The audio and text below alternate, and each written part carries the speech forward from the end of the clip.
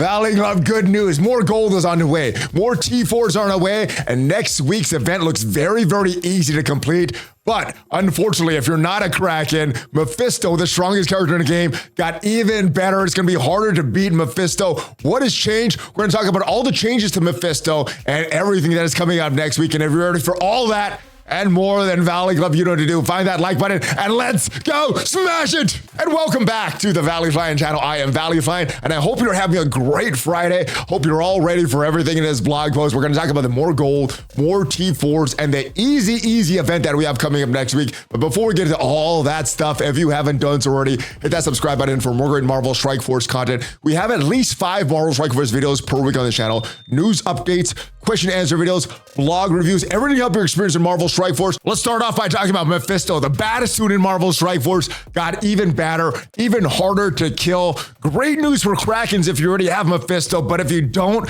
this is horrible news. It's going to be even harder and harder to beat. What they said, when we developed Mephisto, we wanted players to be able to choose which empowered ability they'd use in battle. This flexibility feels great in the hands of players on offense, as each ability has a different use case where they're most optimal. However, they're lackluster when Mephisto is on defense, as they'll default to his empowered ultimate. We're updating Mephisto's kit, focused on improving his consistency, staying power while on defense. Yeah, it's going to be even harder on defense. Arena, this is fine. War, this is fine. But this is horrible for Cosmic Crucible, especially with the horrible matchmaking that they had. You might see some Mephistos all the way down in gold because of the bad matchmaking. These improvements should go live by today. And here are some of what is happening. His base stats all got increased. Health up by 50%, armor up by 50%, focus up by 50%, and resistance up by 50%. Yeah, even harder to kill. His special, updated combat data, Mephisto no longer applies taunt to himself, as he is the villain with the highest health. That was what was happening before. That's fine. That's fine for what's happening. All right, the ultimate got changed as well. Not much has changed. Basically, what has happened is his attack is unavoidable, cannot be blocked. His empowered ultimate also got changed a little bit as well. It does apply exhausted to all enemies, lose empowered. It still is going to do that, but on defense, it's going to apply exposed to the two mythic enemies with the highest health. His passive was also changed, and these lines about these things happening if he does not have exhausted, well, that got removed. The new line on spawn, if this character is not a clone, gains 666% speed until this character's first turn. Plus, if this character has any mythic enemies, gain charge. Now, on the second note, designers note Mephisto can now gain the speed. He spawned with exhausted. That was not happening before. So the new line for this is going to read, on character's turn, if this character is not a clone, become empowered. Also added this line on the last line of his text. Designers know Mephisto can now gain empowered if he spawned with exhausted, and when this character or any ally drops below 20% max health, he's now going to apply stealth and 1 death proof to that character. He was clearing taunt from that character before. Also, the empowered passive also got changed.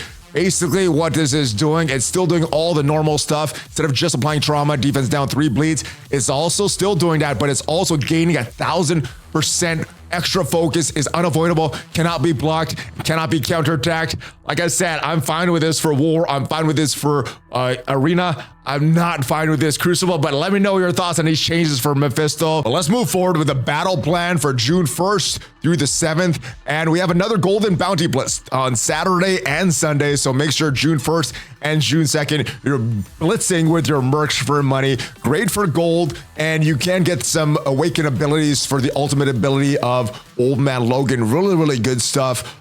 Even if it's just a gold, even if you're not getting the awakened abilities, is good for the gold. So make sure you do these blitz, having one on Saturday, one on Sunday, just like the previous weeks. June 3rd, so this coming Monday, Ghost Rider, Cosmic Ghost Rider is going to be in the new Battle Pass. We have a few milestone events for the new month-long milestone. And for this, you're going to need to use campaign energy, not ISO 8 energy and incursion energy. You have to raid with Spider Society, click raid champion or fragments. A lot of the points are going to be scored from this web milestone where you need to use incursion energy and battle in the raids. Good thing about this, you have to battle in the raids, not necessarily win in the raids. It would be very challenging with these new showcase raids and a limited amount of nodes if we have to actually win with this, but you have to battle, so that's a good thing. Northstar is going to be released on the 4th, so Tuesday. Tuesday, Northstar is going to be released. Showcase event for Alpha Flight is starting. It's going to be called X Marks the Spot. And the Quick Rumble Blitz is with A-Force, and there's a new coming out milestone for Pride Month, also starting on Friday as well. So Northstar is being released on the 4th, so Tuesday, like we talked about.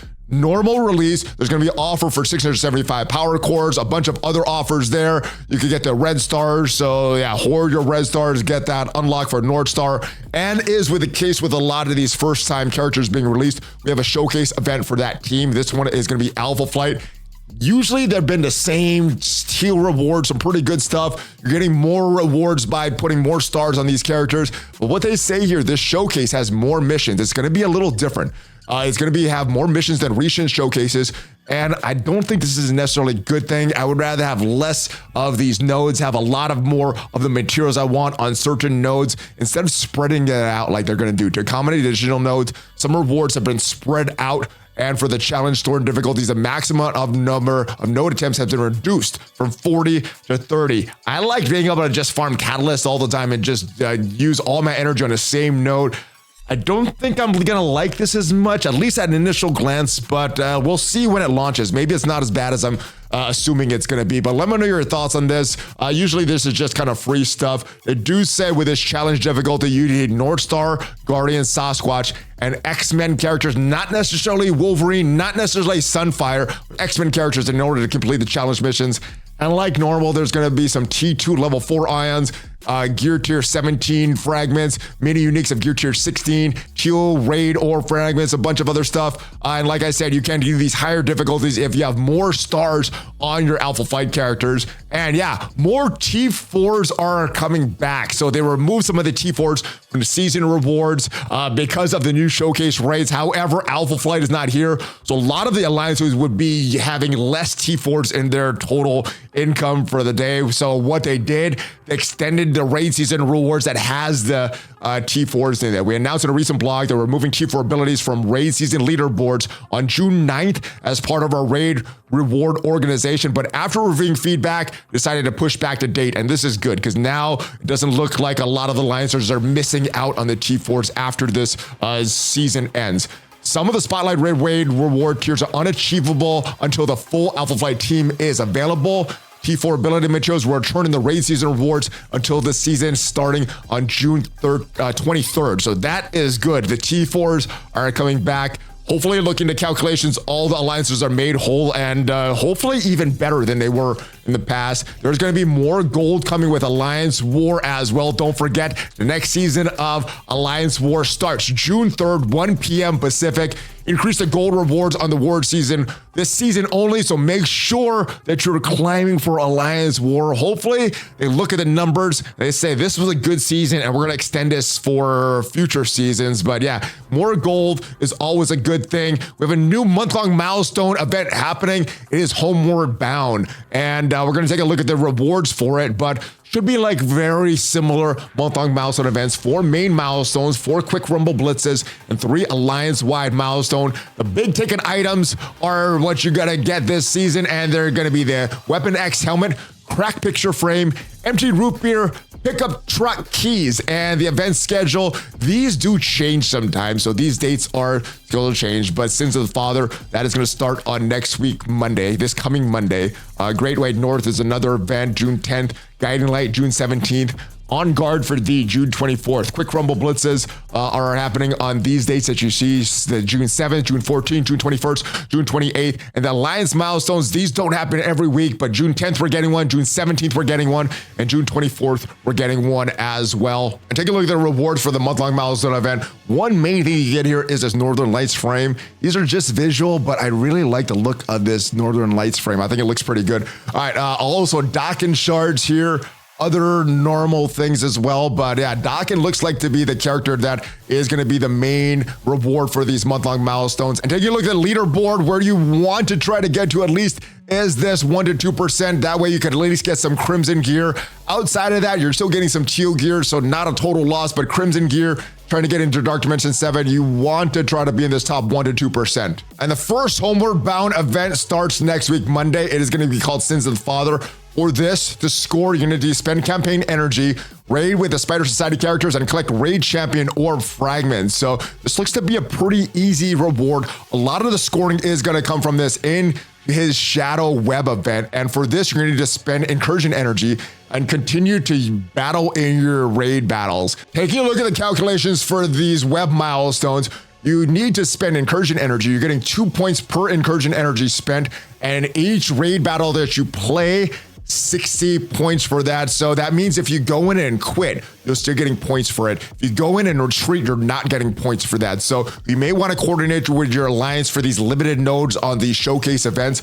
But all in all, you can get a bunch of these milestone points. You have 36,320 milestone points from what I'm calculating. And these raid champion orb fragments, you have 14,000 of them. Now, as far as this incursion energy spending, you're getting 144 free per day, which means if you are spending all your incursion energy per day, and take a look at some of the math for this, you're getting 144 free incursion energy per day, which means that just with that free stuff, you're getting a little over 2,000 points from the incursion energy. So that means you need to get a little over 3,400 points from the raids, which is 58 total raid battles.